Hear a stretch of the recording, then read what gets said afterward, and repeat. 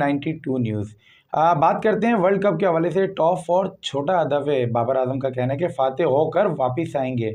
बहरहाल क्रिकेट के साथ साथ अगर हम बात करें एशियन गेम्स मेंस की, जिसके अंदर Pakistan India Japan Bangladesh Singapore और उज्बेकिस्तान पूल ए में, इसके साथ साथ पूल बी में Korea Malaysia China Oman Thailand और इंडोनेशिया की टीमें शामिल हैं। पाकिस्तान ने कल शानदार खेल पेश करते हुए सिंगापुर को 16-0 से शिकस्त दी। आज पाकिस्तान का दूसरा मैच बांग्लादेश के खिलाफ है।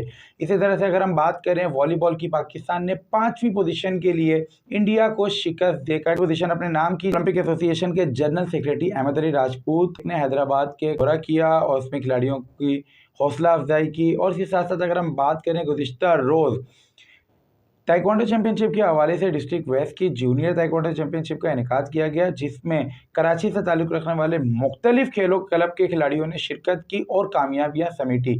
और इसी तरह से 5 star inter school sport festival में खिलाड़ियों को बहुत से मौके मिले, जिसमें 5 खेलों का इनेकाद किया गया। ऑर्गेनाइज़र के मुताबिक इस तरह की सरगर्मियाँ होना उन तमाम बच्चों के लिए बहुत ज़्यादा मुफीद हैं जिनके लिए ग्राउंड अवेलेबल नहीं है।